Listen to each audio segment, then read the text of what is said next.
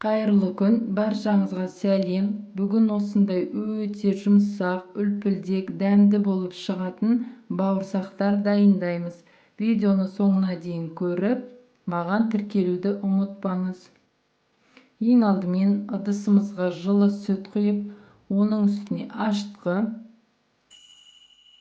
қант, тұзымызды салып, біркелкі болғанша араластырамыз.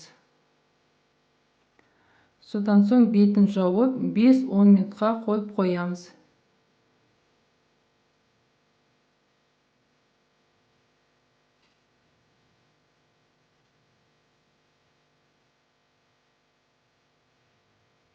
Бес минуттан соң міне біздің ашытқылар көпіріп өз жұмысын бастады.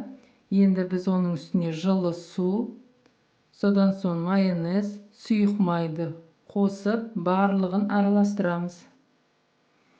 Алдын ала ұнды електен өткізіп дайындап қойсаңыздар болады, немесе мен сияқты осылай бірден електен өткізіп қоса беруге болады. Аз-аз бөліктерден салып, жүп-жұмсақ қамыр илейміз. Басында осылай венчикпен араластырып, қамырымыз қоюлана бастағанда қолымызбен илейміз. Жақсылап илеп, иін қандырамыз.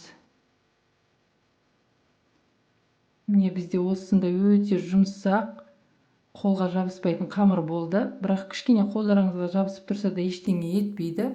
Ұн салудың қажеті жоқ. Көп ұн қоссаңыз, қамыр қатты, сосын бауырсақ піскенде қатты болып қалады. Сондықтан да осылай илеп, бетін жауып, 40 минут 1 сағатқа жылы жерге қойып қоямыз.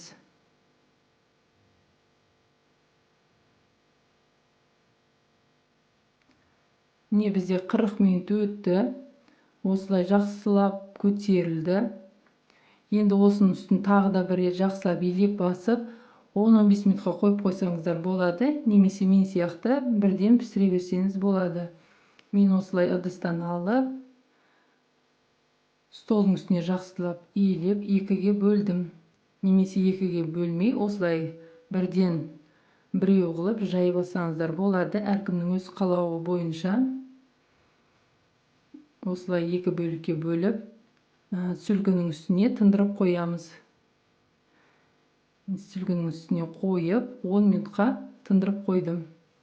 10 минуттан соң алып, қамырымыз өте жақсы тынды. Бұны жаю, бұмен жұмыс істеу енді өте оңай болады.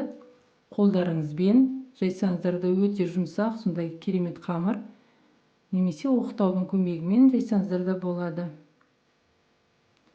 Өте қалың емес, жұқа емес, орташа етіп жайып алдым. Яғни әркімнің өз қалауы. Маған бауырсақтың ортасы ашық болып тұрған ұнайды. Ал егер де сіздерге бауырсақтың ортасы тығыз болған ұнаса, онда қамырды қалыңырақ қылып жаясыз. Әркімнің өз қалауы бойынша осылай етіп қалыңдығын жайып алдым. Енді екінші қамырымызды осылай жайып кесіп аламыз.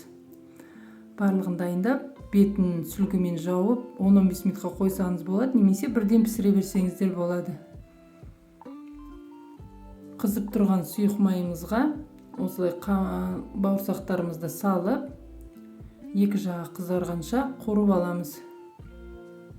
Мен осылай ақшылдау қылып алған ұнайды маған.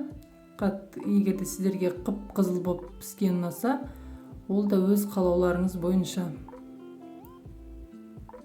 Бауырсақтарымыз пісті. Осылай қағаз сүлгіге майын сорғыту үшін түсіріп аламыз.